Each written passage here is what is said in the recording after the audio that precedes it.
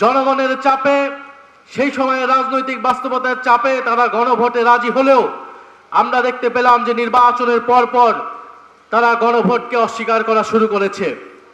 যেই বিএনপির জন্ম হয়েছিল গণভোটের মাধ্যমে, সেই বিএনপি আজকে জুলাই গণ অভ্যুত্থান পরবর্তী গণভোটকে অস্বীকার করছে। পারতপক্ষে বিএনপি তার অস্তিত্বকেই অস্বীকার করতে শুরু করে দিয়েছে।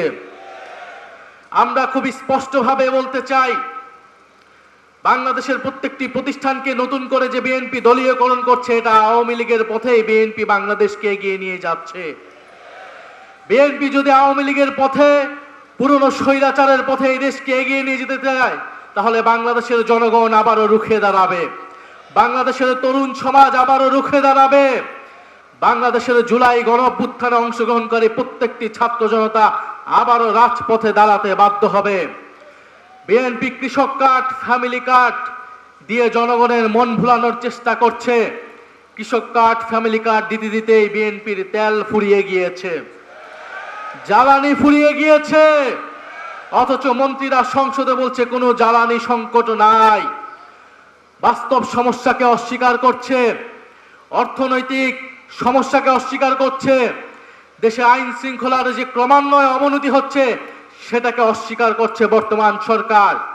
আমরা সর্বাত্মকভাবে এই সরকারকে সহযোগিতা করতে প্রস্তুত ছিলাম দেশের স্বার্থে, জনগণের স্বার্থে, কিন্তু বিএনপি সরকার সেই সকল সহযোগিতা নেওয়ার সকল দরজা বন্ধ করে দিচ্ছে। আমার জানা নেই, যারা এখানে অভিজ্ঞ আছেন, মুরব্বী আছেন, তারা বলতে পারবেন বাংলাদেশের ইতিহাসে এত কম সময়ে, মাত্র 2 মাসে কোন সরকার এতটা অজনপ্রিয় হয়েছিল কিনা। বিএনপি সেটা বাস্তবে প্রমাণ করে দিয়েছে।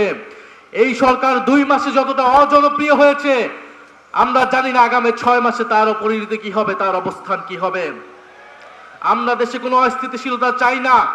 আমাদের দাবি একটাই, গণভোটের গণরায় বাস্তবায়ন করে জুলাই গণ অভ্যুত্থানকে প্রকৃত সম্মান দেওয়া, জুলাই শহীদ পরিবারকে প্রকৃত সম্মান দেওয়া, আহত যোদ্ধাদের প্রকৃত সম্মান দেওয়া। আমরা সেটার জন্য রাজপথে আছি, সংসদে আছি। ইনশাআল্লাহ আমরা ঐক্যবদ্ধভাবে আমাদের সে দাবি আদায় করে ছাড়বো ইনশাআল্লাহ। আসসালামু আলাইকুম।